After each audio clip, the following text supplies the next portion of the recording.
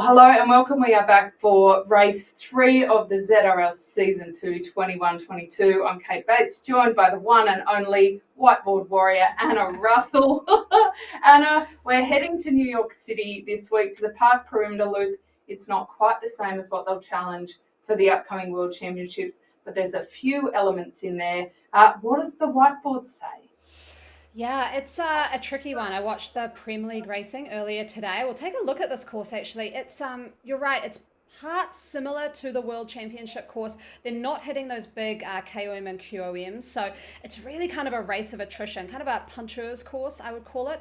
There'll be one sprint each lap that you can just see there, and that is where you're going to be getting some intermediate points. But yeah, basically just a whole lot of up and downs, very, very little flat road. 4 laps for both the men's A who we're following and the women's C. So long course tonight. It is, and last week they had laps as well. I feel like they're having to get used to this, and also a lot of sprints were in London last week, of course. We've got a couple of power-ups.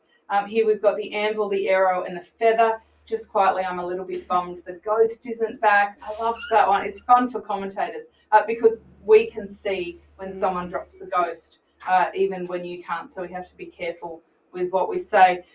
Now, Anna, the other thing is our winner from last week in the men, Jackson Fellows. I believe he had a bingle with a ute this morning, and he won't be on the line. Is that right? I know, it's very sad for Jackson. So I got a message from Aaron Bleakley, my PC friend, who messaged me this morning with a photo of his front teeth knocked out. So he's had a bad altercation with a ute. He's okay. I'll have to get some dental work done, but he won't be racing. So it's going to leave it pretty wide open in the men's field.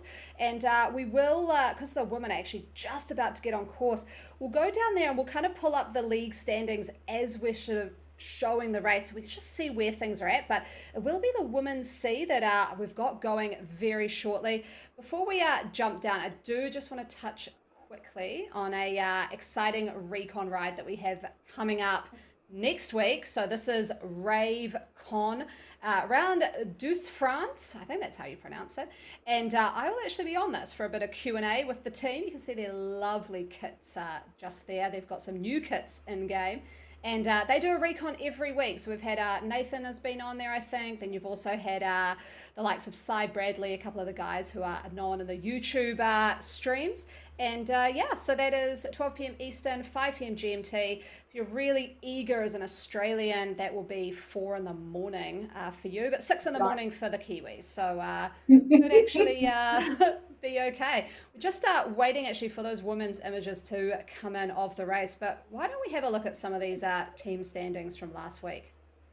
Yeah, let's take a look at this. So for the APAC Div 1 men's mixed, the Aero Masters, they are on the top of the table. Team ZWC Allies are sitting in second. The Evo Barbarians followed on equal points. Now, this is an interesting one. NZ Bro Frodo and INC Alien Battlers, they're all on 35 points. And in fact, those top 5 are very, very close. NZ Bro Gandalf next there. Aero Next Gen. I love that they've put some of the youngsters in this season. Anna Smooth as Sun in 8th. And HKL Human Key. Oh, I don't even know what HKL stands for. Looks like they haven't made it to the start line yet, but they might be out there this week. Yeah, so there. I do just want to touch on that tight battle between all these teams at the top. NZ Bro, Alien and Evo, a 3-way tie, and we don't see that very often. So it's going to be some very, very furious racing, I would have to say, in that ACAT. The BCAT for Div 1, we've got the Innsbruck Ringers. They are sitting in first. WNZB's in second. The Cryogen Etnas in third. Aerodynamics in fourth. AHDR Ballers in fifth. The Aeropressers in sixth. WMZ Bumble in 7th, Z Sundries 8th, Velo Club 9th, HDR Bears in 10th. That's after 2 races, and again, a little bit tight there in those 3rd and 4th spots.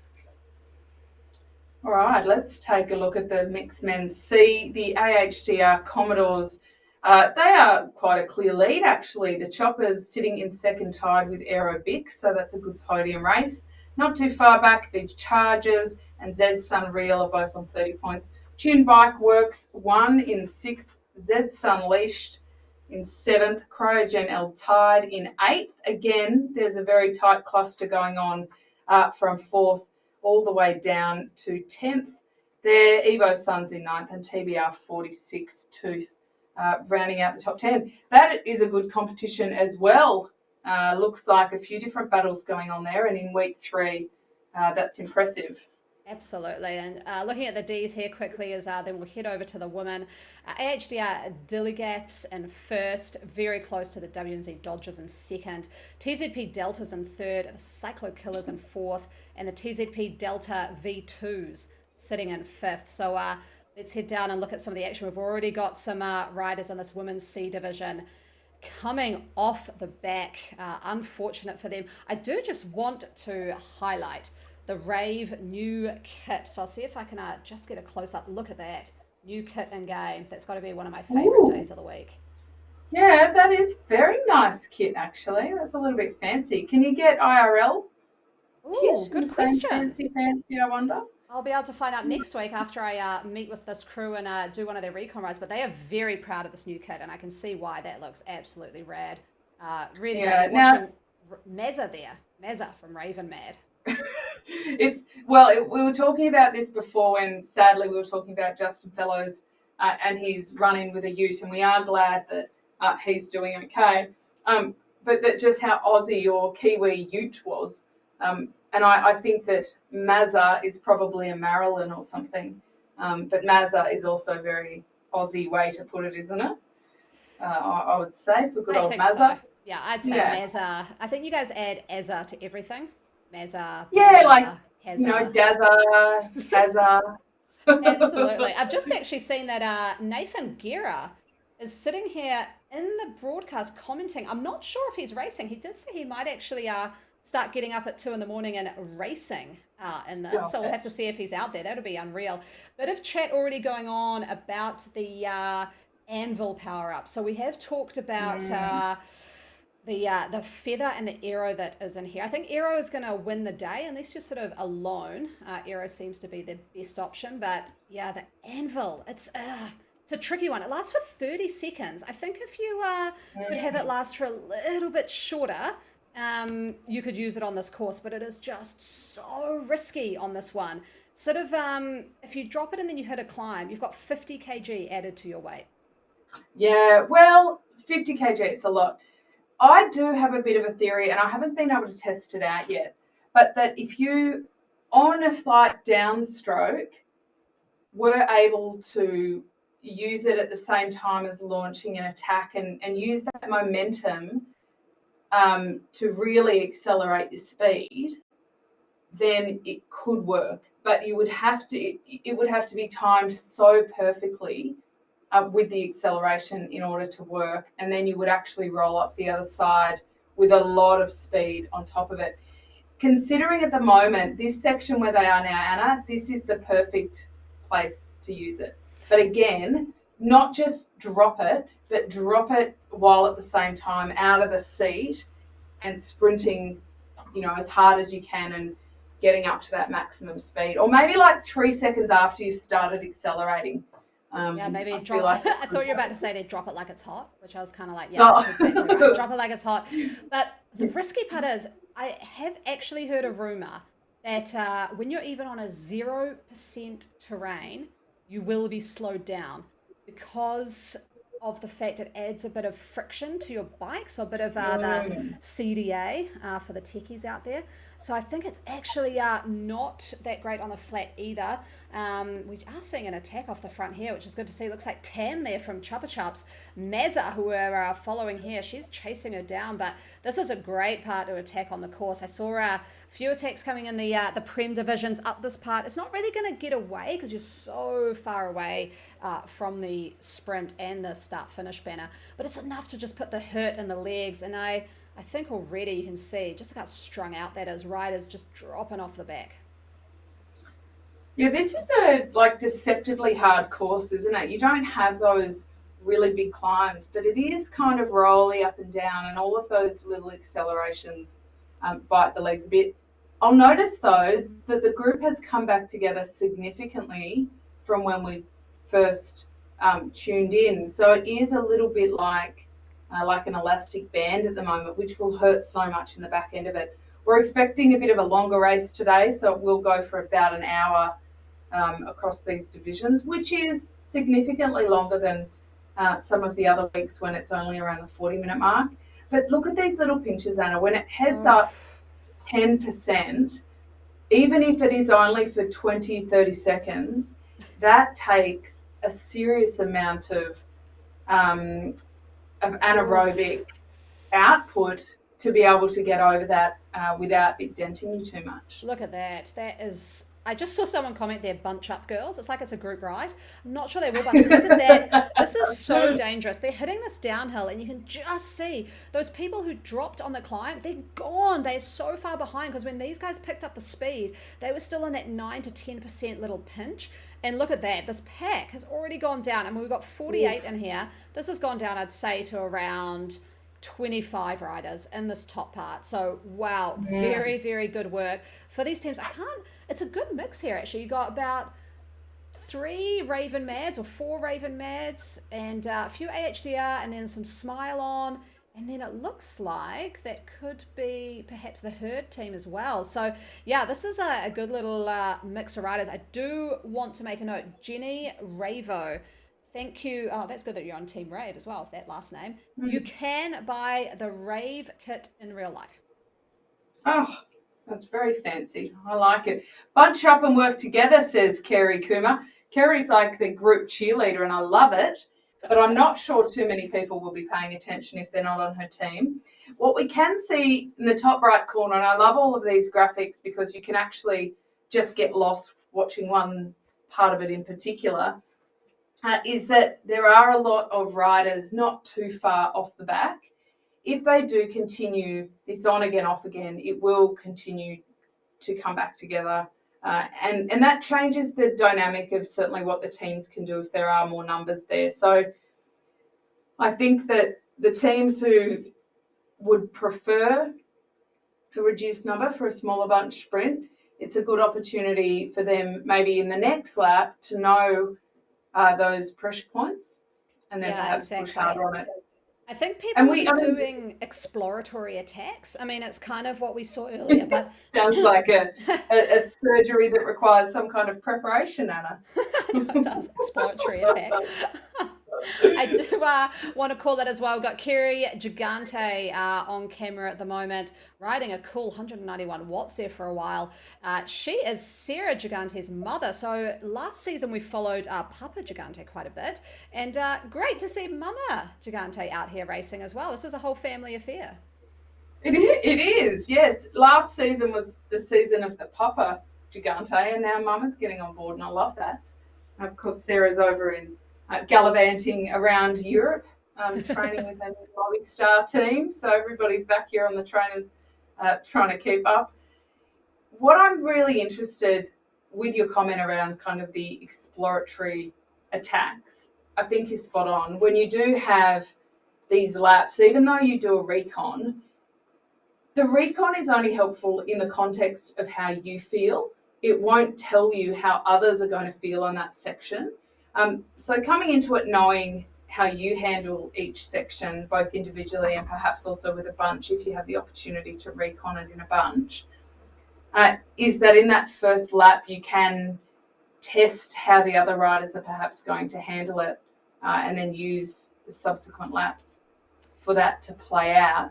And I think that'll be interesting in the coming weeks as well, because not every week is a course with so many laps. Yeah, this is definitely one of those ones that can be really daunting for riders going out, especially in the CCAT. I mean, this is a long race for them.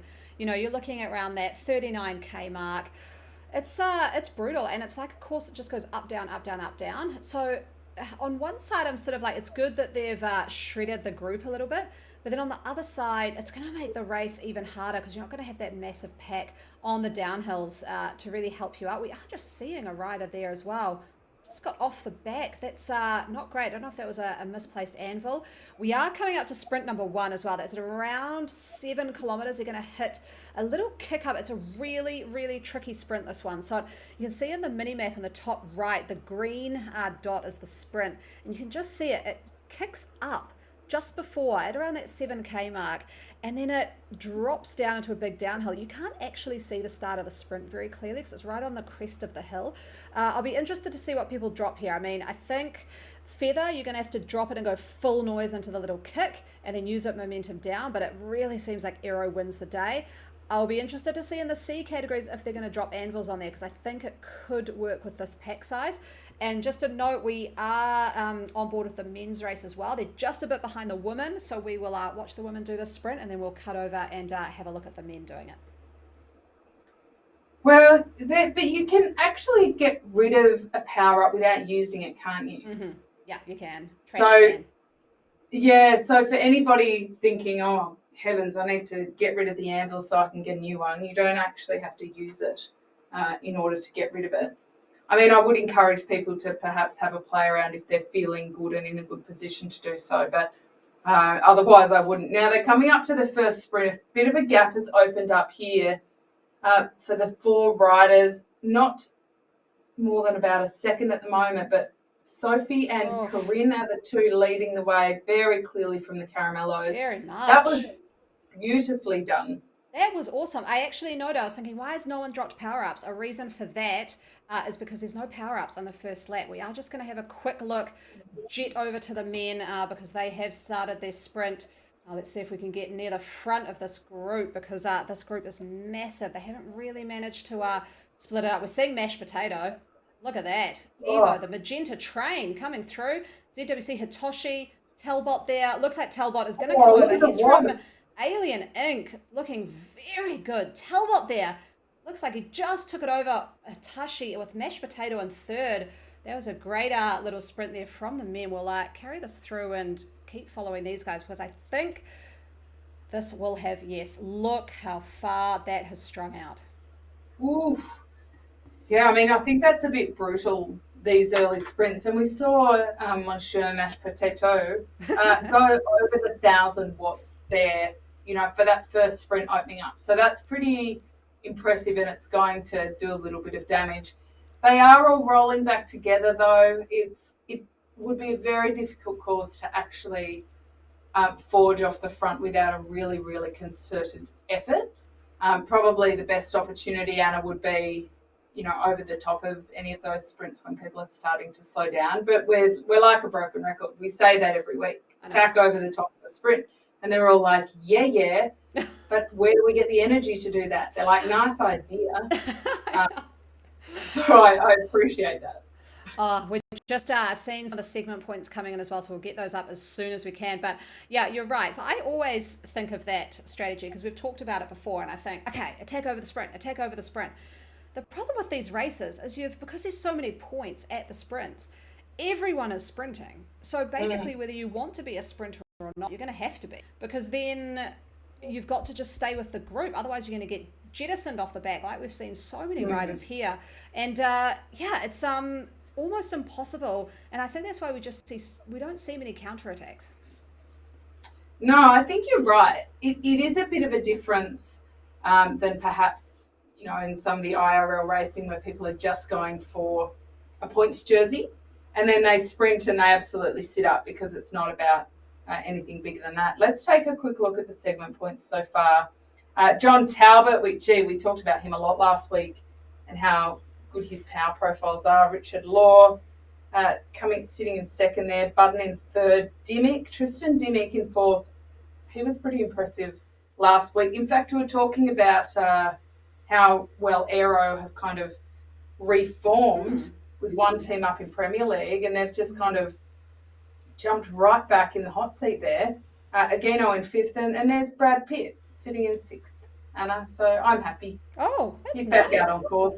Yeah. Brad Pitt. Yeah, I mean, Well, look, his name's Ben, but I'm going to call him Brad. It's great that Brad's out there. You know, like, I mean, you can't just be a movie star all the time. You know, you've got to, like, try your hand at some different things. He's still cranky about Angelina, so this is how he gets his stress out. I do want to make a quick note, and it was someone from YouTube who has highlighted to the fact there are ghosts out there.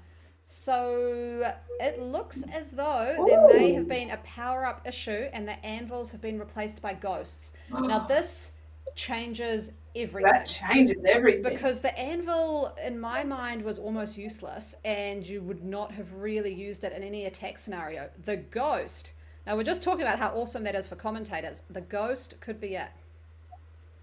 Oh, yeah. We had some super awesome use of the ghost last week. And after we had a bit of fun in APAC talking about how to use it, Anna, the riders in America West, it's like they were completely, dialed into the broadcast and listening to how we were suggesting they use it. And we had some really, really great attacks going with them. So I do think the ghost is quite a lot of fun, actually. And I've noticed that, especially this season, we've got quite a lot of riders who are prepared to animate it and prepared to just give it a crack, which I love. Yeah, it's I think last week's race, for a race that could have been, a bit ho-hum, just kind of racing around some flat streets, it was amazing. Like, I will say, from being there in the thick of it and actually racing it, it was so much fun. Do you know why? It's because you just had to put in a full 10-second effort each lap, and then the rest of that you could just chat away. I mean, we were chatting about a whole bunch of different topics. It was amazing. We actually had the DS for the Canadian national team for the Esport World Champs coming up. He jumped into our Discord. He was chatting. I mean, it was great. It was good times had by all. So I don't think we're going to see that on this kind of a course today. I can just see already looking at Bleakley here from NZ Bro Frodo. His heart rate's up around 160, 300 watts, and they're nowhere near a sprint. They're on flat ground. So this is not an easy course.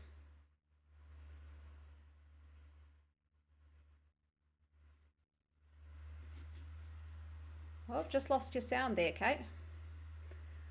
We'll hopefully get Kate back soon. See if that sound comes back. But yeah, it's this one is not for the faint-hearted. You can see just now in the men's race, they all are splitting up across the road. Not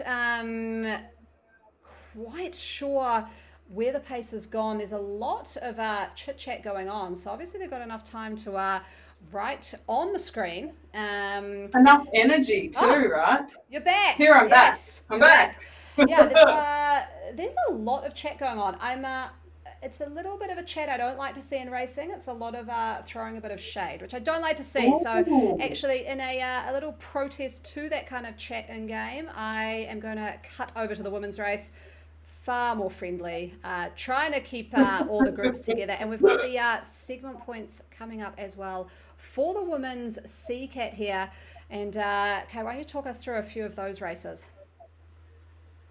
Well, we had a pretty good sprint in that first one, and the Caramellos, I was very impressed with their tactics and the way they picked it up. But bearing in mind how important that fastest through segment is, Ev Lau, now, she came third across the line in that first sprint, but was very clearly the fastest. So sensational from her. That puts her right at the top of the board. Nightingale in second, Maddie Lovegrove sitting in third, Van Rossum, the Dutch rider who is always one to watch. I've always got my highlighter out for her when she races in this time zone. Perry in fifth. So far, I think that there's such a big point differential because of that fastest through segment. Anna, correct me if I'm wrong, but there is only one FTS this week. Well, is that right? Yeah, it's similar to last week. So because there's only one sprint, it's the fastest time segment just on that sprint. So if we had four sprints in the lap, you'd have four fastest time segments. So it really often is, this one's an interesting one because we didn't have any power-ups because they weren't gifted them for that first sprint. You could actually see a few of them getting the fastest time segment in the second one if they have the aero. So it's an interesting one. Usually they always go away in the lap one because the bunch is bigger, everyone's on fresh legs. But I think we could see a few more and a bit of shake up in that coming through with lap number 2. Yeah, I mean, the theory when I was riding, like when I was racing track and we would warm up, is you always did one or two absolutely flat chat efforts in the warm-up because no matter how you felt in terms of power and output, you always actually did better after a couple of big hit-outs to start with. And so I actually see no reason why they can't go faster through the segment in the second or third lap, and especially if they do have power-ups, which is interesting. Now, this is one of those little sections that we were talking about before that differentiates it from like a London course where you can sit in the bunch and cruise around. We've got a little bit of a gap opening up here, but I don't know that this was so much as an attack, Anna, as just putting the power down and nobody necessarily wanting to get out of the seat and chase it back, but knowing they'll roll back on. Yeah, this is Tam. She did this on lap number 1 too. You can see a rider has dropped off the back, and unfortunately, I do think it might be one of her teammates.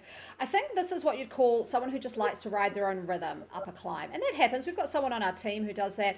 You know, they like their own rhythm, and that rhythm often is quite fast. They just sort of get a bit of a vibe going. Not a time to drop arrows. What are they doing? Feathers, perfect. Ghost, probably just getting rid of it. Do not drop an arrow on this climb. You get a drafting benefit. This would have been perfect for the sprint coming up.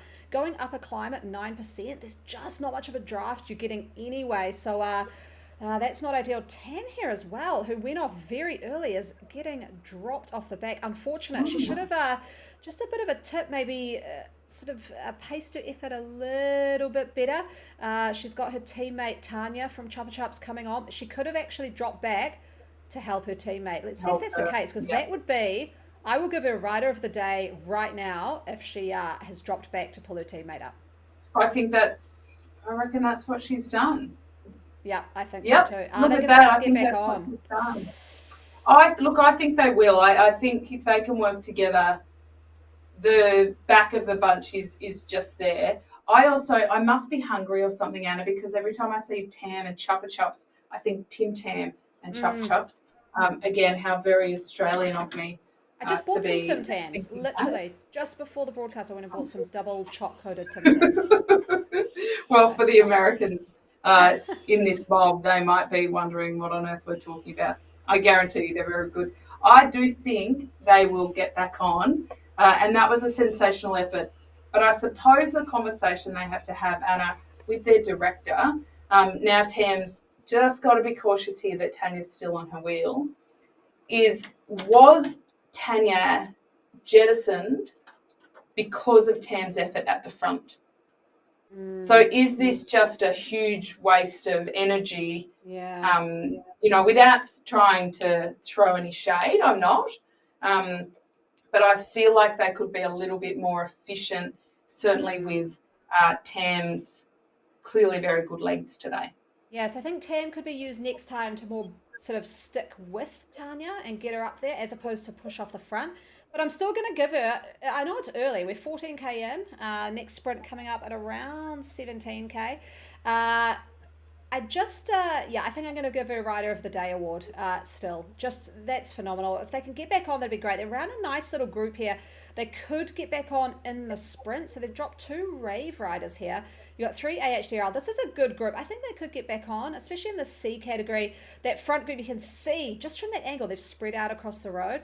I think they will manage to make it back on. The men are approaching the sprint a little bit earlier than the women now, so they've passed them on course. So we will just see if we go double screen, or we will go to the men's race and just have a look at them approaching this sprint. Oh, Aaron Blakely, your what was PC friend, computer geek friend. I don't know. No offense, Aaron. He needs a whiteboard. Does he have a whiteboard like you, Anna? That's his next purchase. He is sitting very comfortably in there. Now, bearing in mind, in the last sprint, we saw some very big numbers. But as we discussed with the power-ups, we're expecting perhaps a quicker through segment time here. This is a big move happening right here. Off the front, this has got to be a run for the segment time. Whoa. Hitoshi again, and Notzi there from NZ. Bro, he is coming through with huge amount of watts. That is phenomenal from Notzi. I recognize that name from last week around that London course. He is a sprinter. I have to look at some of those power-ups that were dropping. That was very, very good work from Notzi there. Looks like Hitoshi coming through in second. But wow, that was very, very fast. I think he dropped that arrow right over the crest of the hill and just used that speed to come on down. I'm not seeing too many feathers being dropped there. I kind of thought feathers would be really good for this course, but I don't really think it's as beneficial as I originally thought, but wow, that was pretty good work there from Notzi. A couple of ghosts being Solid. dropped. Well, Probably people just want to get rid of them now. I want to see the segment times because that was 8:12. absolutely Whew. wow. That was beautifully timed insofar as when they hit that sprint timing mark, they were absolutely at full tilt. Now you can hold full power for at least 10 seconds. So the fact that they're going through in 8 seconds means that if they're at full tilt when they actually hit the line, that's not too early. It's good timing. I think that was pretty picture perfect way to ride that sprint. And in the finish, they need to be considering how these different intermediate sprints are won along the way too. As always, Anna, shout out to mashed potato. I actually started receiving some quite funny mashed potato memes in my social media inbox this week, which is quite funny. That's awesome. Yeah, made me laugh, also made me hungry. I feel like you're hungry a lot. Yeah, I know there's a theme here, isn't there? The women are just about to hit their sprint, so we'll jet over and have a look at how they're going. And unfortunately, our rider of the day, she has dropped off the back. So Tanya, in her efforts to help her teammate get up, looks like she's dropped. I still hold out hope she could get back on. She may have actually, just as we're with the men, managed to get back on, but yeah, a bit unfortunate there for those two. I'm excited to see Kimberly Kern-Stokes out there. Saw her a lot in the last seasons, and I've seen her a lot on our social rides as well. Just a top chick, so shout out to her. Hansa Semenko, now that's a very famous name in Australian cycling from a couple of decades ago. So let's see how this is playing out. Oof, again, Sharpie. hitting that line at full tilt, Anna. Yeah. So they're, again, shooting for this fastest through segment. Sharpie's got a pretty solid lead there. I'm shocked there were no arrows in that sprint. Shocked. I mean, I don't get shocked by much. That was horrifying to me. That I did not see a single arrow in that last drive to the line. What was going on there? I mean, we saw so many arrows being dropped on the climb, and I've got Phil Talbot in chat, and I mean, he's saying the same thing. That's just desperation, dropping an arrow on a climb. I don't know what happened there. Yeah, it was a funny old sprint. I saw a couple of ghosts get dropped pretty early. No arrows. And this has split the field. Look at that. Oof. I don't think the Ghost is nearly as effective this week as it was in London because we discussed kind of at length the benefits of using a Ghost in a sprint to get the jump on them. But the problem with this sprint is they come over the top of that little rise before they do hit the sprint line. And there isn't really that chance to attack under the radar anyway. It's just not nearly as clear cut as it is in as it was in London, where everybody's cat and mousing a little bit more. There's a lot less cat and mousing on this course. Yeah, I mean, the only time I could see it being used is potentially in an early breakaway for the line at the end, because the sprint in this one, if you don't have an arrow, I mean, I thought Feather would have it in this finish line sprint because it goes uphill, but from what we've seen in Prem Division, although they were big groups, it might be different in a small group, it was the arrow. And I think maybe at the end in that last lap, if you haven't got an arrow, then what will probably happen is you're going to drop a Ghost and go for an early attack. I think we could see a couple of them in the last part of the race. Well, I would love to see a Ghost used in that attack that we talk about that everyone probably thinks, yeah, good one, over the top of a sprint. So if there is ever an opportunity where you are sitting in a sprint and feeling quite comfortable on a wheel, it would be great the moment you cross the line to drop that Ghost, because that is where people, their heart rate's a lot higher. They're looking at who's there, but they won't necessarily notice if somebody just disappears. So let's take a look at this. We've got some more FTS points that are popping up there. Ev Lau remains on the top there. So that's, again, we've barely seen her. We saw her come through in the top couple, but she hasn't been the standout. So she's riding a very, very smart race to be there still on the top of that list. Anna, I'm pretty impressed by that. Yeah, it's sometimes the people I know on our team, the people who are just really, really good at sprinting, you just put them on those fastest time segment points because you don't have to really have even good timing. You just basically put down the watts and go as fast as you can. Mm. First across line can be a lot trickier, especially with the sprint. Just to get the timing right, you're probably going to have to attack early. There's a real risk with first across line that you can get dropped because you kind of go full noise, get across, and then ease off, and the pack comes by really fast. So, yeah, it looks as though, and we're seeing more arrows being dropped here. Just yeah, save it for the Odd timing, sprint. isn't it?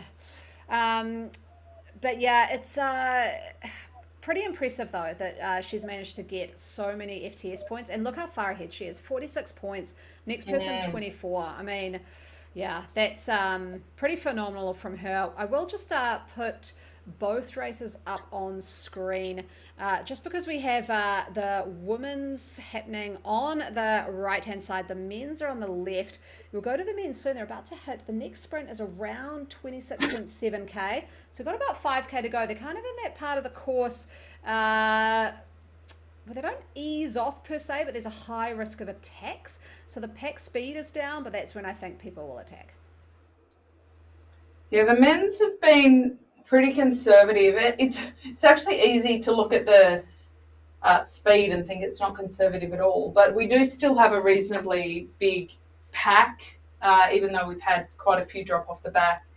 Aero, I'm really interested in what they do each week because they are a new combination of riders. And we just know from the organisation that they put a lot into the tactics and the strategy and the mentoring of all of the riders. So they're super robust in that regard. And I imagine that they're going to develop quite quickly the kind of youth team and the main team here as well. There just isn't that impetus in between because we keep seeing this blob effect happen and one or two riders will force the pace a little bit, but it will go back to that blob. Inevitably, that's what's happening. Now, last weekend, I was super interested in the finish to see what Talbot could do. He's currently sitting on the top of that points chart. He's done really well. It's Law who has the lion's share of the points in terms of fastest through segment. He's also shown to be prepared to give it a little bit of a go in terms of trying different strategies to put it out there, which we absolutely love. But this is, if they can survive to the finish because of that rise and then the dip down to the sprint, this is one for our big power sprinters. Yeah. And so we're definitely looking at Talbot and Mashed Potato in there. Richard Law is certainly up there as well. But Knutzer, who we really saw last week for the first time, he really, really stood out. He's definitely another one that all eyes are on. Luke McKenzie from Aero could have a good crack if he can get the timing right. Yeah, this is, I just saw a lot of orange numbers hitting up that hill and a lot of feathers being dropped. I think as well, the sort of benefit about dropping pushing the pace on that climb is it forces people to use power ups that they could be using in the sprint. And that's what I sort of, I think people might be doing in this men's race. I saw it in the Prem division, worked quite well. You just put in some attacks and then yeah, you're drawing people out, and it means that in the sprint, if you've sort of attacked as a team, so we saw our Burles there going ahead, they're pulling out the feathers from other teams who then can't use it in the sprint. Feather can still be used on the little climb right before the sprint goes down, and I think it's a smart strategy. And then you say, they'll be on Discord, they'll be chatting, they'll be saying, who's got the arrow, who's got the arrow, who's got the arrow, I've got a feather, well, let's drop it now, let's pull all the power-ups out, and then we'll drop an arrow. So I think that was really smart there from those riders. We're seeing a little attack here from Stevenson, from the Alien team off the front. Look who's chasing it down. Hitoshi here from ZWC, straight on that.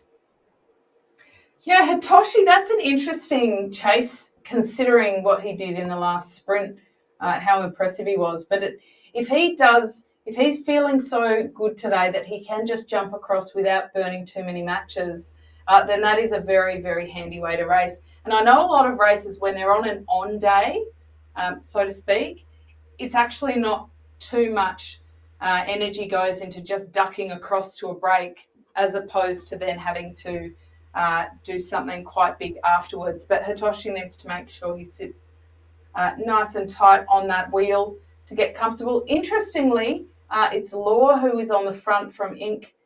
Alien Battlers, and he was pushing the pace there, chasing that main pack. Now, the question I guess I have on that one, Anna, is it Law's responsibility because he's got so many points, segment points, or is he just getting a little bit antsy and wanting to be all over everything? Because I would think he's in a position to be able to sit back and make some others take responsibility. Yeah, it's a good question. I think he's just that kind of a racer. I think he's sort of an aggressive racer who likes being amongst it. From what I remember from last week, yeah, it's just sort of getting out there and not just sort of sitting in. It seems like he wants to animate the race, keep things hard. It's the kind of racing I like. I just did want to pull up this graphic as well from Zwift Insider. We showed it last week too. This is some great graphs. I am actually seeing an attack here off the front though, so I don't want to miss that. It's quite early before the sprint. That's why I thought I'd pull up some graphics. But yeah, this just shows the what teams could really focus on when they're looking at a race. So in this race, you're getting the lion's share of points actually at the finish line. So riders may be sitting in and not really going for those sprints just because they know there's huge amounts at the finish line. A lot for first across line as well. Not as many, like we touched on earlier, not as many for fastest time segments because there is only one sprint. So you only have one opportunity for that fastest time segment. But that's an interesting graph. Head over to Zwift Insider and have a look. It's doing them for every race. And I know it's helping me and my team and how to prioritize the points for the race. Well, so let's take this. I'm fascinated by Mr. Chris Small. This is a good attack. 5 seconds on this course to even get away at all is pretty impressive. I'm not sure if they will let it go too far, but good on him. Now, he's an ex-pro squash player, Anna. Scottish fella. He's living in Italy at the moment. He's a bike guide based out of Florence, so he does have an Italian flag. But I had to do a bit of digging because I saw the Italian flag and I saw Chris Small and I thought that doesn't quite add up. So, yeah, look at that. Ex-pro squash player. So good on him. He's obviously very athletic and giving it a go. He's a level 50 Zwifter. I wouldn't necessarily say a big bunch sprint would suit him, but he does have a little bit of power in a small group. But look how quickly they're coming back to him now. I don't know if he'll survive. I don't think he will. Get there. This looks like Nazi again from NZ Bro, and it just looked like Muzz there from Masters timed that not so well as Aero was still going beyond the line, so not quite the right timing from Muzz there, but Nazi from NZ Bro, looks like he could have taken it. I might see if I can get a replay. It was a different camera angle there, but that was, I felt a little bit sorry there for the Evo rider. Chris Small looked like he would have made that, but that team was coming from behind, charging. And a note on him being a professional squash player, I did a little bit of commentary on a team time trial. We had some info on one of the dirt teams. About 3 people in the team used to be elite or high-level table tennis players. So maybe there's a bit of a thing with all sports and Zwifting.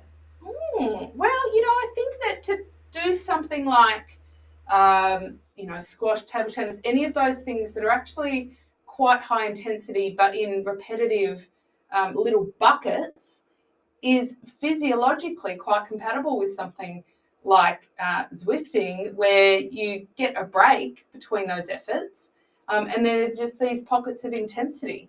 So it is interesting actually what the kind of athletes that Zwift brings out, because when you take away the requirement for the on-bike skills, you can actually really cast the net a lot wider in terms of recruiting just athleticism.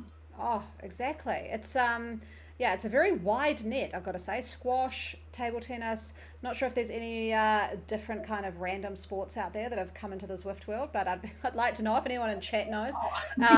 Looks as well like the women are just kind of hitting this climb, and there are some riders again getting dropped off the back here. So this has been a very hard race. Every time they've gone up this climb, you're seeing riders getting dropped off the back, which is so hard because they can kind of sometimes get back on. We're seeing there it's Alison from Caramellos.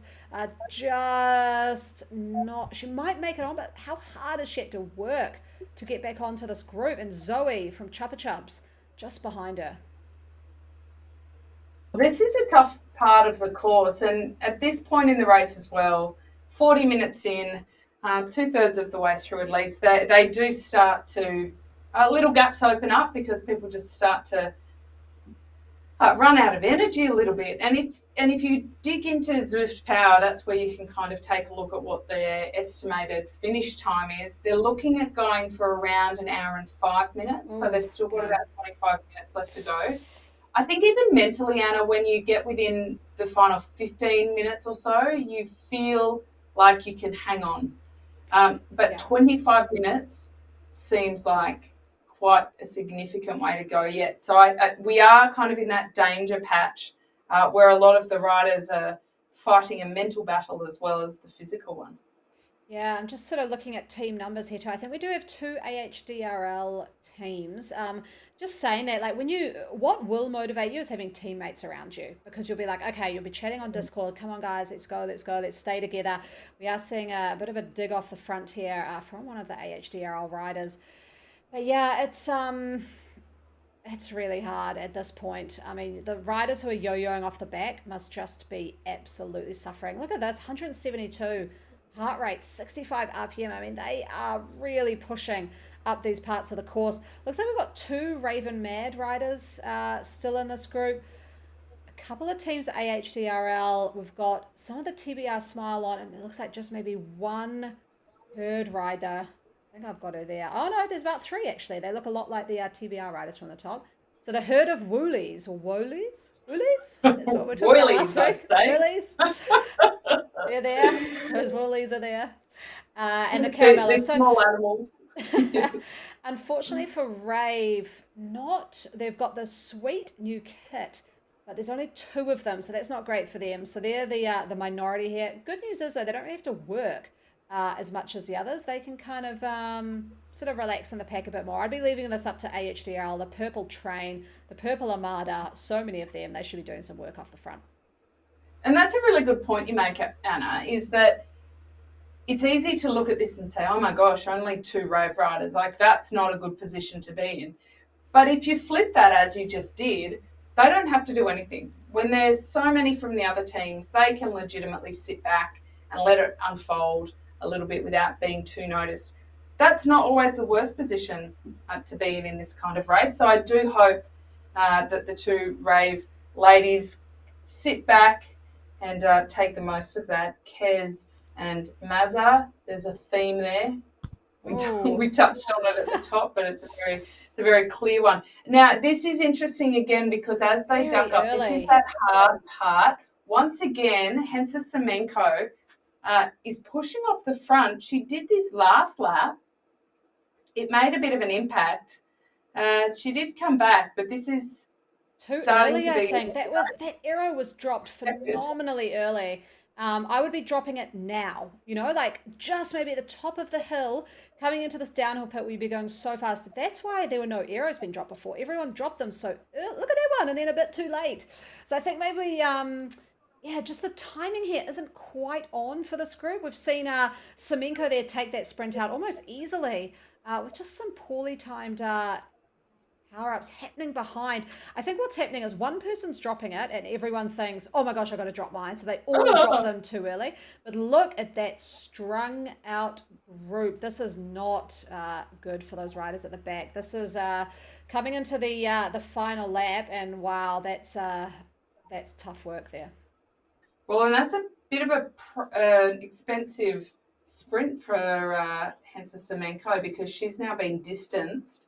She's got couple of seconds, in fact, to Natalie and Sophie up the front. She will roll back, but this will not have been without some significant effort for her to chase this back on. She did get that first across the line points. Perhaps she is concerned that if it comes down to a sprint, she doesn't necessarily have the sprinter's legs, but she needs to be quite considered now to really push and get back on, because coming in, now that they are in that final lap, Anna, every single elevation is an opportunity for people to attack. I do have a very keen eye on Corinne from the Caramellos and Sophie from the Caramellos. I think that they have so far really impressed me in the sprints. But my question is, where's Ev Lau at this point?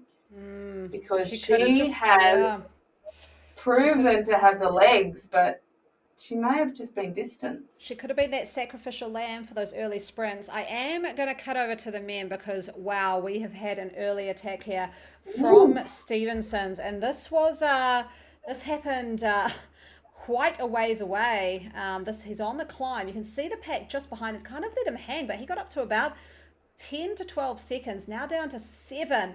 The pack is coming relatively fast. You can see Small here again. We talked about earlier, he is drilling it off the front. But yeah, call out here to Stevenson from Alien Inc. That was a great attack, really lighting up the race and creating a bit of drama for that pack behind. Yeah, that's a good move from Trent Stevenson. This is the hard part of the course. They've only got about 7 minutes racing left to go, Anna. So, you know, if you break that down, anything within kind of the last 4 or 5 minutes is what I would definitely say is a possible survivable breakaway. If you think about, you know, any track riders perhaps who might ride an individual pursuit or whatnot, that is a very palatable distance and amount of time to do it. Now, he's a little bit far out. If we cast our eye to these segment points, Mashed Potato has made his way to the top. That's pretty impressive given that he has been what we could say reasonably conservative in the sprints insofar as we haven't seen him hitting out too early, trying to get those points. So he's done well there. And quite clear, actually, 8 points ahead of Buden in second. Richard Law sitting in third there. And Knutzer, who we know is very, very fast, sitting in fourth. This is now their time to regroup, get those legs. Trent Stevenson has been reeled back in. Graham from Inc. Is out there now. Nice bit of camaraderie there. Yeah. Rich Law, awesome work, Trent. So I think that they are just trying to animate the race, keep it fast, knowing that they do have a sprinter back in the pack if it comes all together, which at this point, Anna, I reckon you'd probably put a sizable bet on this coming down to a bunch sprint. Yeah, I think the Ghost has shaken things up a little bit because I think we could see that early attack because if you don't have the aero, you really don't have a chance. So I think potentially we could see some early attacks. That's why I thought we might follow them in for a little bit right to the finish. So the race is 39, give or take kilometers. You've got a sprint coming up at around the 36.6k mark, I think. So yeah, a bit of action coming in here. I don't know if anyone is going to go for this final sprint. It's a little bit different to what we saw in the Premier Leagues earlier, where the last sprint was had the most points. It almost had the same as finish line points. So it kind of made people attack. I love what Rich Law had there on screen. Most aggressive rider. Yeah, I think we could give that to Trent Stevenson. That was a nice little attack. He managed to keep away for quite a while, got some good air time, but we'll see if anyone does some early attacks to the line and they could take that aggressive rider award. I think that they've done a really great job as a team. They do need to work together as a team here. A lot of them do have the numbers and set each other up for this final sprint. Surely Simeon blew himself up on the first half of the first lap. Jeez, they are talking a bit of smack tonight, aren't they? Yeah. Looks like there's a move going out now from Hitoshi. Is that who Stevenson. We're looking at, Anna? What? Stevenson again. How? Look at this. That He's is on a mission unreal. to keep it fast, isn't it? Maybe He is certainly not one of the riders with a huge kind of Whoa. 15-second watt.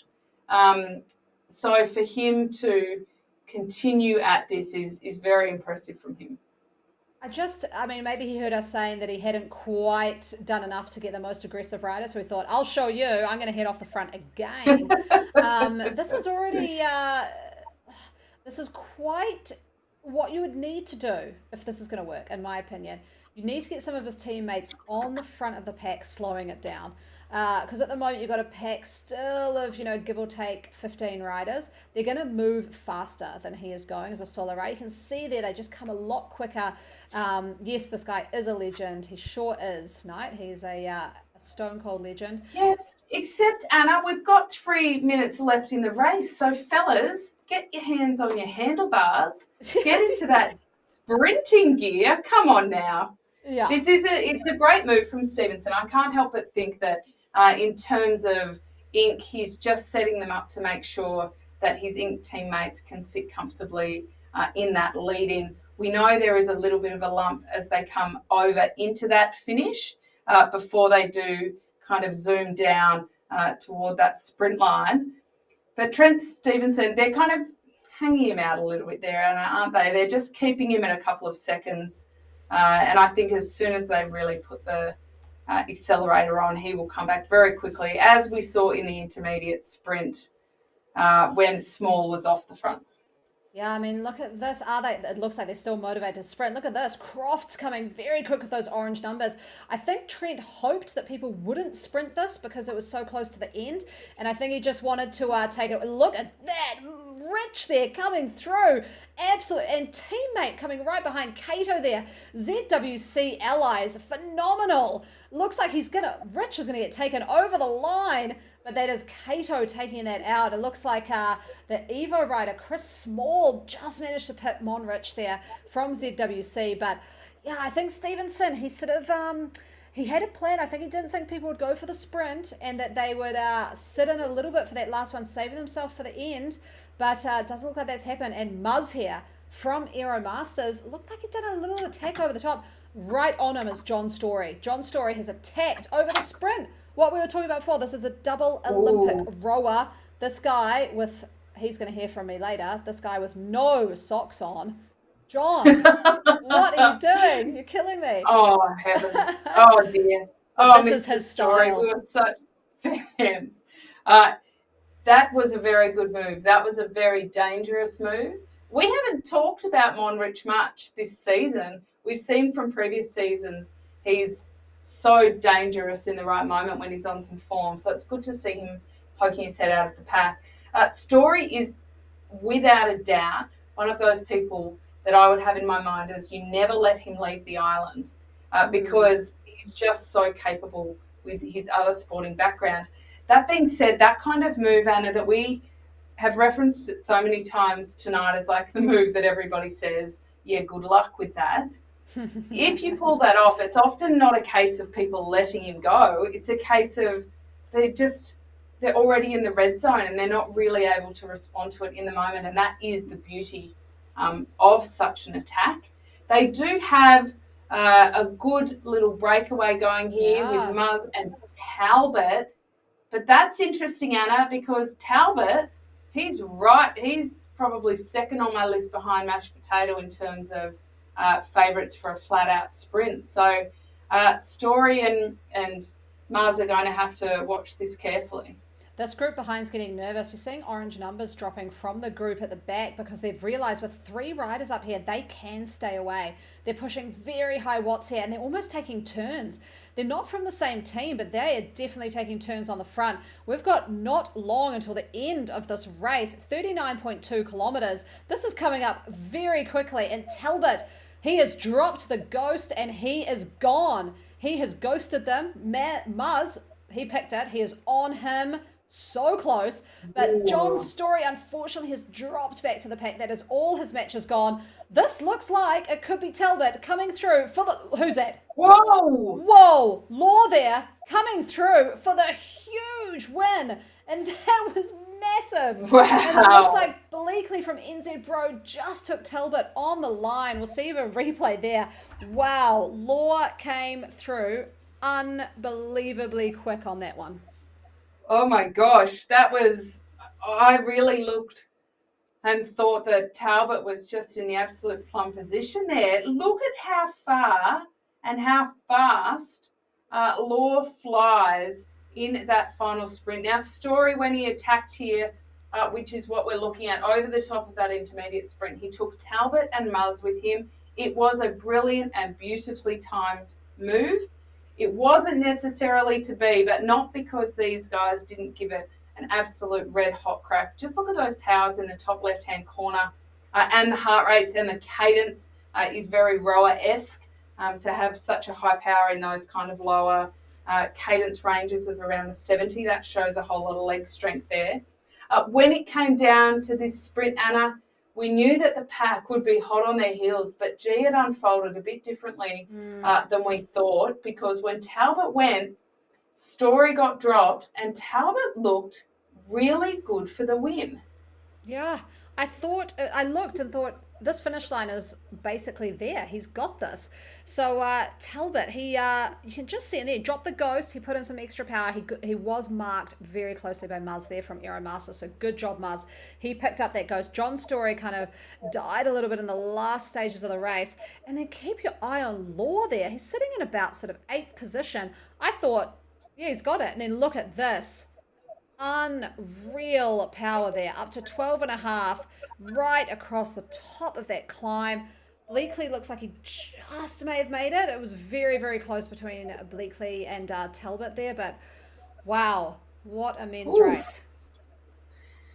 That was quite a sprint. We often see people coming from a while back, but gee, Law has improved week on week, hasn't he? Certainly got his groove back after having COVID. Now let's see what plays out in the women here, because Hensa Semenko has been the one that has been launching early in these intermediates in order to take those points, and she's been doing so, but I'm not sure she would be entirely confident, if I'm honest, with her final sprint, if it is just straight out of the pack. They're slowing down a bit. Yes, they're going up 4%, but they certainly absolutely don't have the foot completely on the accelerator here, Anna, and they're all looking at each other a bit coming into this finale. Yeah, look how much this pack has gone down in numbers too. I mean, we started with, a pack of 48. This looks very, very small. It looks like while we've been watching the men's race, even a few more have come off the back. So, yeah, I'd be watching. The thing that's concerning me about this women's race is just the timing of these power-ups. I think they're so nervous around each other that, they're kind of watching what someone else is doing and not trusting, I think, sometimes in their own timing. And someone will drop it early, and I think they're all going to end up dropping really early power-ups leading into the finish. I am intrigued to know if anyone is going to kind of pull an early attack like we saw with that ghost power-up that we saw from John Story that pulled another couple of riders with him. Whether that is going to happen, I'm not quite sure, but these guys, you can see spread across the road. They're just getting cagey now. They're heading into a bit of a downhill now, a couple of rollers, but a bit of a downhill till they hit that kicker for the sprint. And then from the sprint to the finish, not very long at all. We're about 1,500 metres away from that last sprint. Well, that's going to be the interesting thing, because that's where it was animated in the men's racing, was after they hit that intermediate sprint, which played out quite differently to any of the others, and then the attack straight over the top of that, coming into that final sprint. We do have a smaller bunch here, but I think we could almost bank on Hensa Semenko having a bit of a go there. Sophie, Jody, Corinne, they all have a highlighter on them for that sprint finish if it does come down. And Gina Van Rossum, I would think she would be wanting to find a good wheel to get herself to that finish line in pretty good shape as well. Yeah, I'm just going to say, I'm just having a look through the chat. Anyone who has got some intel on these riders, let us know who they think is going to take this out, because sometimes Zwift Power, I always kind of look and go, oh, it's going to be that rider. And then someone just comes out of the blue with some kind of a history and that we can't see, or they set a new 15-second PB. So if anyone has some intel about who they think is going to be taking this out, it looks as though from a team perspective, you can't go too far past AHDRL, although they've lost quite a few riders, and they do have two teams in here because they've got the Caramellos and the Chupa Chups. I think that's the two of them. So they're not all the same team. So it's actually going to be very even between these herd riders, the rave riders, and also the Smile on. I think there's one smile on rider left, maybe two. Yeah, two smile on and two heard. So this is going to be close in the teams competition. And I think that we can't necessarily rely on, the ability for anybody to, have a huge team influence at this point. You could have a good lead out, still even with two, as people are dropping those power ups. Again, if you had a good aero power up, I would think you'd leave that for the sprint, wouldn't you? As in the final sprint. Yeah, that is definitely right. So Natalie here dropped that. If you had a ghost or a feather, I'd be dropping it here and hopefully picking up an aero. If you had an aero, I would have been holding on to that. Hoarding them is what I call hoarding those power-ups. But let's see, it looks like we could have a little bit of an attack off the front here from Mezza, from Rave. She just picked up to the 4K watts per kg, dialed it back though. So maybe that was just a little sort of a peek off the front, got a bit excited and then thought, no, I'll wait till the end. We are seeing... I thought we might have seen a couple of Caramello riders going off there together with a bit of a 1-2. Sammy and Corinne here, they're pushing hard over the top here. They saw some riders dropped off the back. We did actually have a rider drop off the back in that last sprint. How devastating. You've made it this far and then a bit of a drop. And look at this, 3-4 Caramellos off the front. This is a team time trial to the line. Yeah, this is impressive. Corinne, I was going, when at first... look, I was thinking, I hope Corinne's not on the front because she'd be the one I'd go for in the sprint. But Sophie, also Jody from AHDRL Spin Mafia, she's got a great sprint as well. This is a pretty good combination. Whoa. They're opening up a tiny gap, Anna, but it's not enough. Somebody can still bridge across if they do have the speed to do so and to have a flyer. But they are going to have to hit out pretty early in order to counteract what's happening at the front, because they're not slowing down and they're not going to back off the pedals. They've committed now. They've made the effort to this point. And this little riser, I think, is where we could see a move. Perhaps a familiar face might head out, hence a Semenko. She's right there. This is her kind of territory. Yeah, this is, and she's in that yellow jersey, so she's all alone as a team. So she's just a team of one here. She's been looking real good on the sprints. She didn't go for that last one, and I didn't see her drop a power up either. So she could be my pick for the win, actually. I think AHDRL did great to try and do that 4-woman break off the front. Just couldn't quite get enough daylight. To be honest, if you've made it this far, you are a strong rider. So it will be very hard to drop riders at this point. We can see Corinne here. Look at this. This is an attack up to 5.2 for both Sammy and Corinne. They are on Discord. They are chatting. They are going early. You can see the finish line in the mini map in the corner. They're going to take a sweeping right-hander. Bit of a downhill here, and then it's going to kick up. They're trying it again. They're trying for a breakaway again. This is a really great move. As long as they just keep the pressure on at the front, it will completely neutralise anybody having a big jump from the back. They are going fairly significantly downhill here, though, Anna, but as they are not too far from the finish line, time is running out for anybody to get around.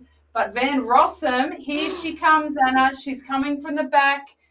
There was a ghost drop there. I don't think that did too much, but she's making her way through the pack. And Van Rossum, she might pull it off. Look at this. So many purple jerseys, but Van Rossum here from the herd of Wheelies. This is such a slow-moving sprint on that climb. Looks like Van Rossum and then Sharpie and Sammy from the Caramellos. So AHDRL did very well to stay with her, but she managed to kick. We'll get back and see if we can see a replay of that. That was quite a crazy sprint because it was like in slow motion, right? It was a little bit, but we could see, look at this, Van Rossum off the back. She is making her move, accelerates across, takes a moment breather, and then just methodically makes her way through that pack, sprinting again, almost like they couldn't see her coming because she was making her way through the middle of that. By the time they got out of their seat, Sharpie just could not bridge across, nor could Sammy. The Chuppa Chups and the Caramellos were left wanting from the Wheelies there. Gina Van Rossum, what a fantastic ride from her, Anna. Look, that was two very interesting races and two very different races. I might say.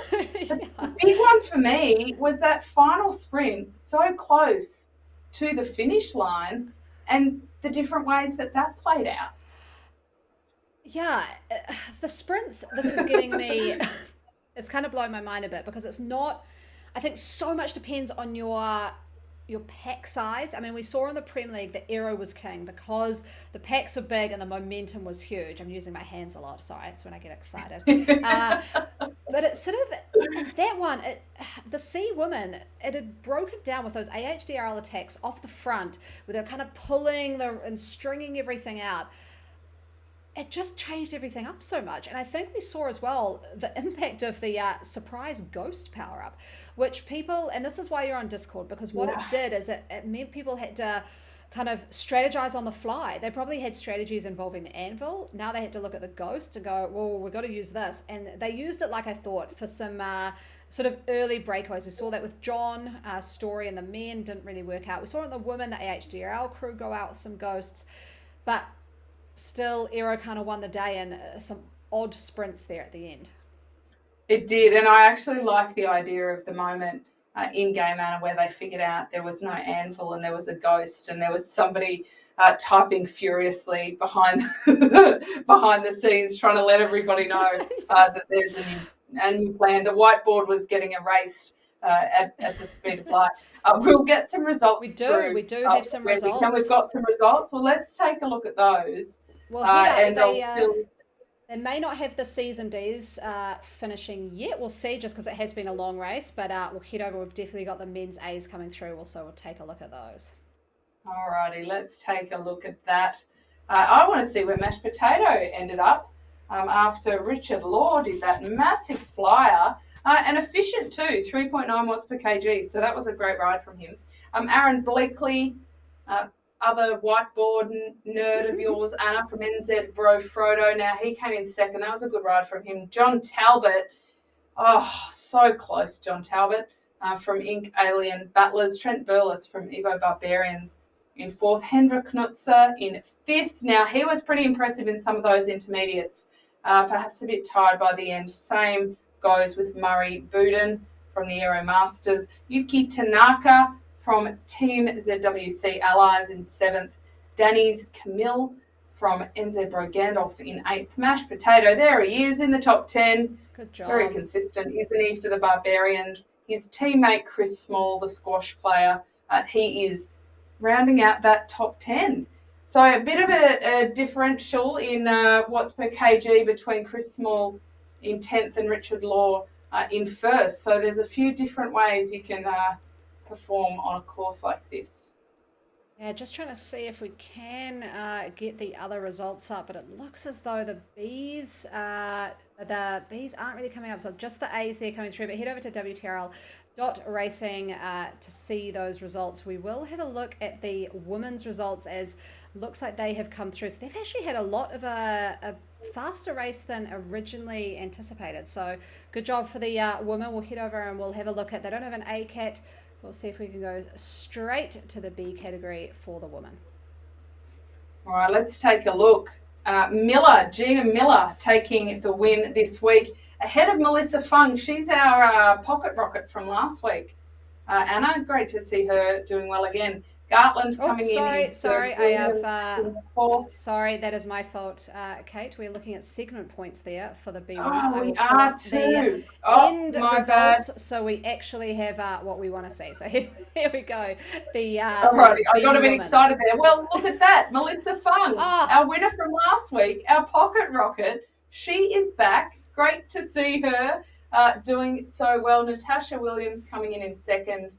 I don't think it's the same Natasha Williams that used to ride the track that was very handy, but if it is, nice to see you back, Natasha. Michelle Bond coming in third, Georgia Miller in fourth, Sharon Boyd in fifth for the Raven Bees with her teammate Robinson Cruiser. That's fun. In sixth, Emily Gartland coming in seventh for TBR Smile on B, her teammate Siobhan Arrowsmith in eighth. Now that has got to be one of the cooler names getting around. Alona Arzhanova in ninth. Molly Hahn coming in 10th for Raven Bees. Now, this is very similar to what we saw last week, Anna, where they were all finishing in pairs with teammates. I know, it's quite Some nice, little isn't fun it? in Natasha Williams breaking the mould there, but otherwise, nice little bit of hand holding going on over the line there. If we do look at those results, though, there's a few gaps in that sprint. So a little bit of a breakaway happening there. And this is the one we saw, Anna. This is what we saw. This is Gina Van Rossum from the herd of Woylies. That was, sorry, is it Woylies? Woylies. I think it's Woylies. Woylies. I'd go Woylies. That was, yeah, I mean, you called it, Kate. You called it. I'll give you that. And she just had a great finish there. Naomi Sharp coming in second for the AHDRL Chopper Chops. And then it was the AHDRL Caramellos with Sammy. And then another AHDRL team, Spin Mafia, with Jodie Hamilton in fourth. So even though we saw so many purple jerseys, they're actually all from different teams.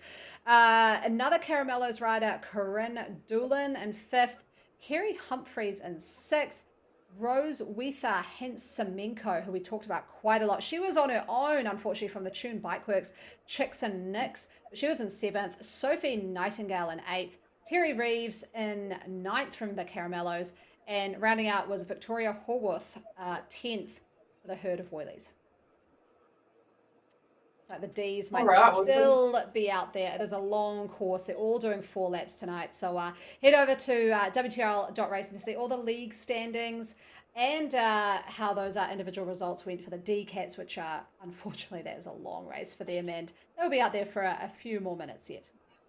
It is. Well, they do head to France next week, Anna, for that team's time trial. The first team's time trial this season. We've had all points races so far. There will be some people hotly anticipating that and some others mildly terrified of that. Apologies to those ones. Anna, another fantastic week of racing. And of course, everybody, as Anna said, head over to WTRL.racing to check out all of those results. And as usual, jump in on the Facebook chat groups and have a bit of a debrief about the racing tonight and to come. And I will see you tomorrow for America West. Anna, good luck. Are you racing again in America East? No, I'm actually DSing. The race is so long that I'll miss my son's kindy pickup. So unfortunately, I have to DS and jet off before they even finish.